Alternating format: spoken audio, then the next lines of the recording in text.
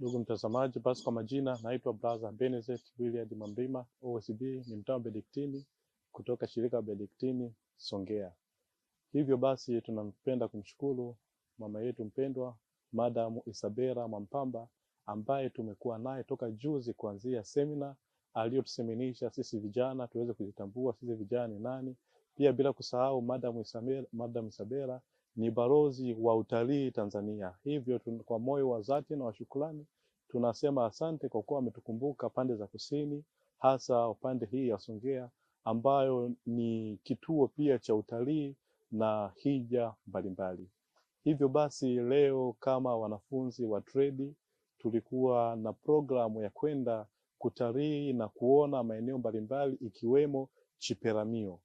Hivyo basi kutokana na changamoto mbalimbali hatukuweza kuchoka kwa sababu vijana tunajua changamoto zao hapa na pale, basi tumewasubiria kwa muda mchache. Hivyo tumeanza safari majira ya 2:50 kwenda Chiperamio. Hivyo basi kupitia Chiperamio tuliweza kufahamu Chiperamio tu, tumeona hospitali ya Mtakatifu Joseph ambayo ni hospitali ya rufaa, ni hospitali kubwa sana mkoani Ruvuma. Pia tumeweza kuona chuo cha nursing.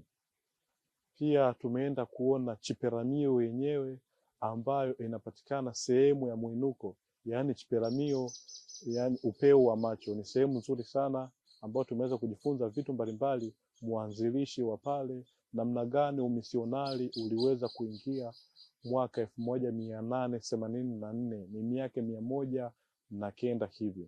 Hivyo basi tumeweza kupewa historia kiufupi ya mahali pale Chiperamio. Hivyo hatukuweza kuishia hapo, tumeweza kuona mandhari yote kuanzia Peramio Girls, Tutizing Sisters House na kuja kumalizia katika kanisa lenyewe la kihistoria la Peramio, ambalo kanisa hilo lina miaka 120 hivi. Ni kanisa la kihistoria ambalo lilijengwa kwa wamisionari miaka 100 iliyopita.